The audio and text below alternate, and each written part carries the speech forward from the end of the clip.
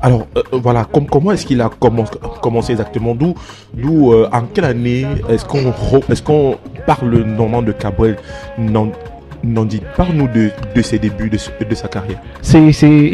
Il serait un peu compliqué de situer véritablement, pour moi, l'année à laquelle Cabrel Nandip a commencé. Mais il faut dire que la carrière de Cabrel Nandip commence il y a un peu plus de 10 ans aujourd'hui, lorsqu'il était encore étudiant à l'université de Douala. Il faut dire, il maniait déjà le micro, il faisait déjà des nightclubs où il chantait, il faisait déjà des atalakou. Donc à l'université de Douala, il était un peu le MC. Il y avait des événements il y avait un événement, j'oublie le nom, ça ne me revient pas depuis ce matin. Il y a un événement qui était organisé chaque année à l'université de Douala. C'était un grand événement qui réunissait les artistes. On avait Franco, Minx, tous ces rappeurs là, LJ Contador, on avait quelquefois Nernos qui venait chanter à cet événement là, et on avait Baby Chris qui était un peu un grand organisateur de spectacles hip-hop dans la zone Cité Sicam, qui présentait en quelque sorte cet événement-là. Donc avec Rolka le Parano par exemple, qui étaient des amis à Cabrel Nandip, c'est de là que moi je connais véritablement Cabrel Nandip. Après, on s'est rencontrés dans les snack bars, c'est où on prend contact, et sa carrière a décollé de cette façon-là. Sa carrière par des atalakos qu'il faisait, mais il est venu avec des atalakos d'un autre genre, un autre style d'atalako. Il mélangeait à la fois le français et sa langue maternelle, un peu d'atalako comme les Ivoiriens. Donc c'est un peu de là que sa carrière passe. À part de l'université de Douala. Après, il se retrouve en nightclub à faire des atalakos. Et après, il se retrouve dans l'humour et la comédie. Déjà en nightclub, pour ceux qui connaissent Cabrel Nandip, déjà en nightclub, dans les boîtes de nuit, dans les snack bars. Et il avait toujours cette touche humoristique là. Ça veut dire à chacune de ses paroles, il y avait un truc de drôle. Et il était tellement bon au micro que dans beaucoup de snack bars, il était à la présentation d'événements. Les soirées de DJ, c'était Cabrel Nandip. Les soirées avec des artistes, c'était Cabrel Nandip. Et pour la petite histoire, Cabrel Nandip, il a même été vigile. Ça veut dire, avant de toucher le micro, il a été vigile dans un nightclub au stade Sicam, très connu, un complexe hôtelier. Il était vigile de ce côté-là, avant même de devenir DJ Atalakou. Et il aime très souvent le rappeler, il a été DJ et il a été vigile. Et c'est de là même, s'il faut véritablement situer que sa carrière décolle. Prendre de l'envol. Alors, personnalité à réputation controversée, avec énormément de clash, avec énormément de buzz. Est-ce que toi qui le côtoyais, est-ce qu'il faisait ses buzz parfois rien que pour avoir la popularité, ou alors parce que dans le game on sait que tu peux pas être influenceur sans parfois titiller les uns et les autres? Est-ce que c'était son but, provoquer un peu pour avoir la popularité, ou alors c'était un homme à problème? Cabrel Nandip, je vais dire que c'est quelqu'un qui a compris le game, comme tu as appelé ça de cette façon. C'est quelqu'un qui a compris le showbiz. Le showbiz, vous êtes populaire quand vous clashez, vous êtes populaire quand vous partez au choc, quand vous avez des clashs à tout moment. Je crois à longueur après sa sortie de prison, c'est ça qui a rehaussé sa cote. On a beaucoup d'artistes. En Côte d'Ivoire, par exemple, vous avez Didi B qui de temps en temps va titiller les autres rappeurs, Suspect 95. Et c'est pour ça qu'à un certain moment, même dans l'industrie américaine, les buzz étaient travaillés. C'est ce que les artistes camerounais font aujourd'hui quelquefois. Essaye de faire. Et oui, mais dans l'industrie américaine, le buzz, c'est quelque chose qui est travaillé. On paye les animateurs, on paye même les journalistes pour que ça porte véritablement. Donc Cabrel Nandip fait partie de ces personnes-là qui ont compris l'importance des clashs dans le showbiz, qui ont compris que l'image de bad boy, quelquefois, sur les réseaux sociaux, ça paye. Le cas de Malox, et il est palpable. Ça veut dire que les gens sont beaucoup poussés vers les bad boys sur les réseaux sociaux, contrairement aux personnes qui sont dociles, qui sont calmes. Ces personnes ont de la cote, elles ont de la popularité, mais les bad boys, ça pèse beaucoup plus. Mais maintenant, Cabrel Nandip ne devient pas populaire à cause de ses buzz. Cabrel Nandip devient populaire à cause de son talent. Maintenant, quand vous êtes populaire sur les réseaux sociaux, forcément les buzz vont venir vous chercher. C'est le cas de Benezep Kipombia, c'est le cas de Muriel Blanche, Marcel Cuetier et tout le reste. Et Cabrel Nandip, il se fait véritablement connaître quand il se lance dans la comédie. Mais beaucoup de gens ne savent pas qu'à la base, Cabrel Nandip, il n'est pas un comédien. Et je racontais encore cette histoire le matin, l'entrée de Cabrel Nandip dans la comédie, dans l'humour. C'est vrai qu'en nightclub, il avait déjà cette touche-là, mais il ne voulait pas, à la base, il ne pensait pas faire de ça un métier. Peut-être il pensait, mais sa carrière a été dessinée depuis très tôt. Ça veut dire que c'était déjà dans ses gènes. Lui part des atalakou pour devenir populaire. Il fait des atalakou sur les gens. Il commence par un concept qu'on appelle Libro Mobo. À l'époque, pour ceux qui regardaient les vidéos de Cabrel Nandip où il souhaitait joyeux anniversaire aux gens en Banganté.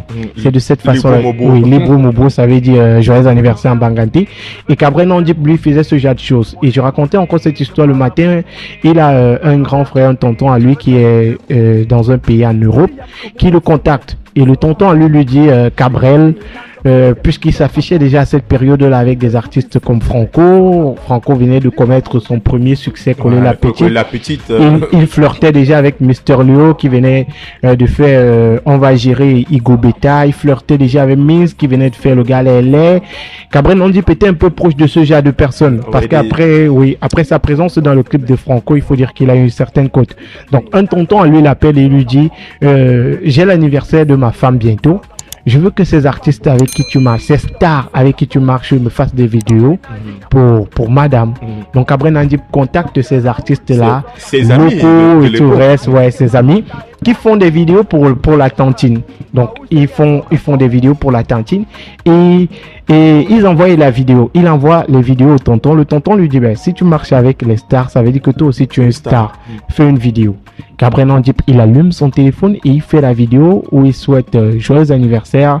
Il lui dit des trucs, tu es une femme magnifique, pour télé, beauté, un peu les trucs, les expressions et tout. La seule femme qui peut faire un repas et ça fait 4 jours sans chauffer, ça se gâte. Ce genre de choses-là, il raconte un tas de trucs et la magie dans ce qu'il a fait ce jour, c'est qu'il mélangeait le banganté au français.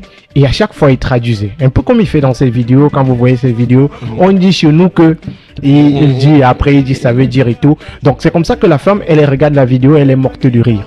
Le monsieur également, il est mort de rire. Contrairement aux vidéos des stars. Donc finalement, ils ont délaissé les vidéos des stars et c'est la vidéo de Cabrel Nandip que la dame prend et met en statut. Et c'est de là que la vidéo de Cabrel Nandip se balade. Il reçoit des coups de fil par-ci par-là. Car j'ai vu ta vidéo, c'est bien. J'ai vu ta vidéo, c'est bien. J'ai vu ta vidéo, c'est bien. Et après, il y a Cyril Bojico, le tonton qui célèbre également son anniversaire. Cabrel Nandip fait une vidéo, ça marche aussi super bien. Après que Cyril Bojico ait posté sur sa page Facebook, on a également Malox qui avait son anniversaire. Malox a posté et il a commencé à faire des vidéos pour des people. C'est comme ça que la popularité de Cabrel Nandip a pris. Et juste derrière, il s'est lancé dans sa carrière d'humoriste et de comédien. Ça a super bien marché pour lui. Alors, grosse perte pour le Cameroun, Magique, on va dire, après Fiche.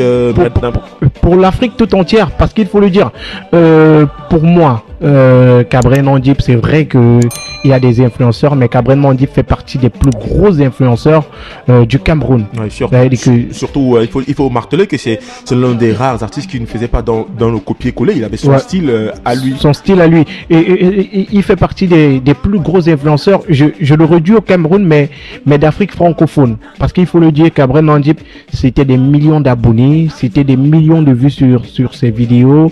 Sur TikTok, il a perdu sa page TikTok, je pense, en octobre dernier. Oui, en septembre ou octobre dernier.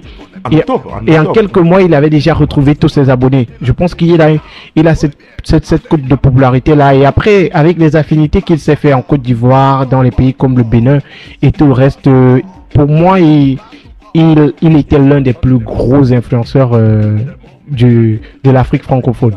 Alors après Fiche, Madame Cooper, Miss Ngacho, Cabrel Nandip qui s'en va. Est-ce que l'on parle de 33 ans? Est-ce que décidément on est en voie de penser que les influenceurs se retrouvent dans des entre guillemets sectes qui à 33 ans décèdent tout le temps? Ben, je vais un peu parler comme Camille Makosso. C'est pas forcément que quelqu'un décède parce qu'il est dans une secte. Coïncidence ou pas 33 ans tout le temps? Moi, je vais pas faire une fixation sur l'âge de Cabré Nandip. Je vais pas faire une fixation sur cet âge-là parce que des millions de personnes meurent tous les jours à 22 ans. Si vous partez regarder sur le fichier, vous partez à la morgue par exemple, on va vous sortir la liste du nombre de personnes qui sont décédées à 22 ans, du nombre de personnes qui sont décédées à janvier. Et il n'y a pas pour moi, il faudrait pas forcément faire une fixation sur cet âge-là, mais puisqu'on parle de loge, de secte, et nous sommes africains, moi je vais parler comme Camille Makosso.